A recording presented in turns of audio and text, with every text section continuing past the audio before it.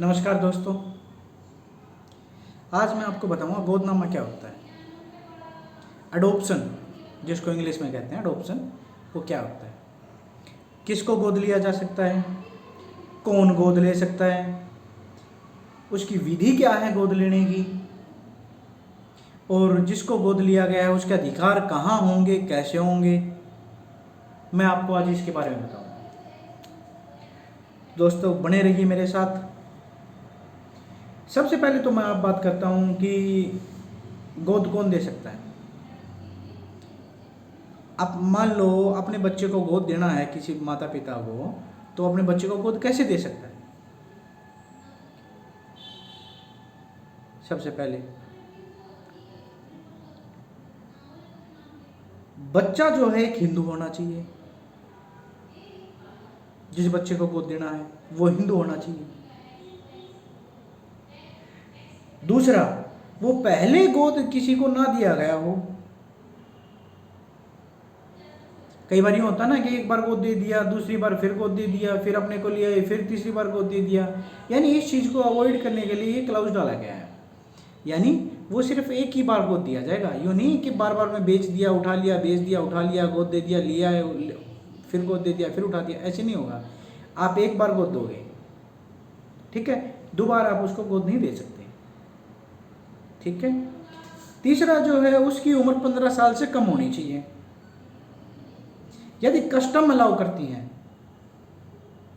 तो 15 साल से ऊपर का दिया जा सकता है। कई बार कहते हैं ना, आप लोगों ने भी सुना होगा, मैंने भी सुना था कि भाई जैसे बड़ा लड़का है, उस परिवार में बच्चे हैं नहीं किसी के, उन्होंने शादीशुदा कोई गोद ले लिया, वो तब वैलिड है जब उसकी कस्टम्स उसको अलाउ करती हैं।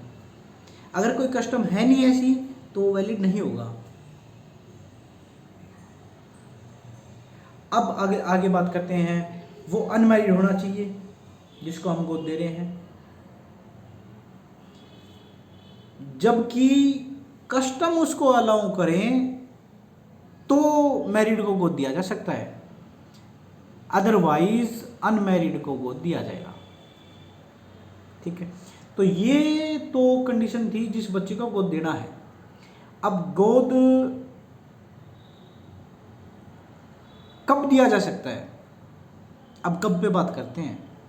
कौन देगा वो बाद में बात करेंगे, अब बात करते हैं कब पे।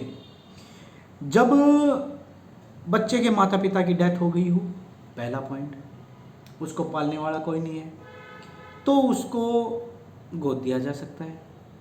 अब बात आई गोद देगा कौन, वो मैं आपको बताऊंगा अगले पॉइंट पे, ठीक है। या माता पिता संसार त्याग दिया हो, साधु बन गए हो, या माता पिता ने अपना धर्म बदल लिया हो, यानी हिंदू धर्म छोड़ के किसी दूसरे धर्म को अपना लिया हो, तब बच्चे को गोद दिया जा सकता है। या माता पिता दोनों अनसाउंड माइंड हो गए हों, यानी पागल हो गए, या बच्चे को छोड़ के चले गए हों। कई बार सुना होगा ना आप लोगों ने कि वे बच्चे को वहाँ पे अनाथालय के गेट के बाहर छोड़ दिया, या बस स्टैंड पे छोड़ दिया, रेलवे स्टेशन पे छोड़ दिया, है ना। तो ऐसी सिचुएशन में बच्चे को गोद दिया जा सकता है।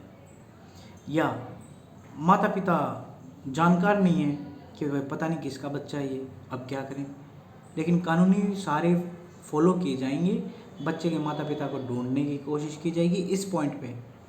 तब जाके अगर नहीं बात बनती है, तब जाके बच्चे को उसके फ्यूचर के लिए अच्छे माता पिता के पास भेजा जाएगा, यानी गोद दिया जाएगा। अब बात आती है भाई कंडीशन क्या है।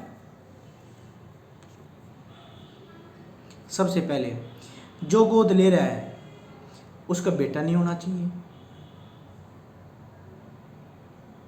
उसके पोता नहीं होना चाहिए, उसके ऊपर पोता नहीं होना चाहिए, तब वो जाके एक बेटे को गोद लेगा। अगर बेटी को गोद ले रहा है, उसके बेटी नहीं होनी चाहिए, उसकी पोती नहीं होनी चाहिए, उसके ऊपर पोती नहीं होनी चाहिए, तब जाके बेटी को गोद लेगा, ठीक है। अब एक जो मेन चीज़ है जो मैं आपको बताना चाहता हूँ, सरकार ने क्यों डाला ये पॉइंट,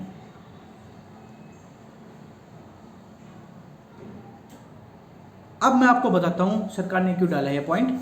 सरकार ने इसलिए डाला है कि जो मैं बताना चाहता हूँ, दोनों सेक्स के बीच में 21 साल का गैप होना चाहिए। अगर लड़का किसी बेटी को गोद ले रहा है तो लड़के में और उस बेटी में 21 साल का गैप होना चाहिए। यदि लड़की किसी लड़के को गोद ले रही है तो उसमें 21 साल का गैप होना चाहिए।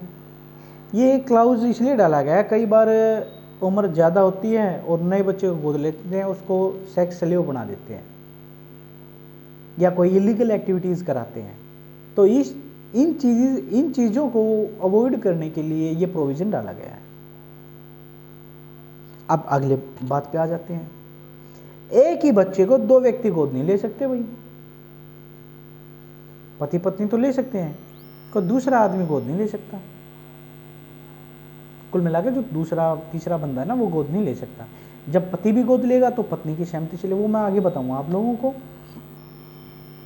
तो ये तो थी कुछ कंडीशन। अब बात करते हैं कि भाई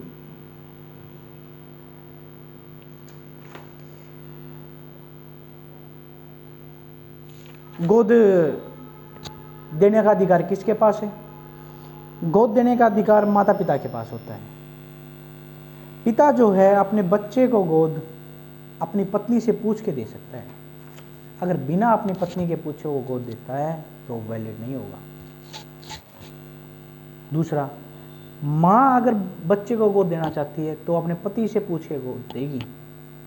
बिना पति के परमिशन के गोदनामा बेकार है।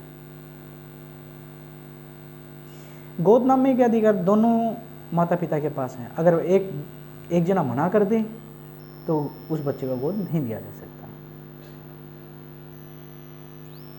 तो ये तो थे गोदनामे के कुछ प्रोविज़न जो मैं बताऊं आपको।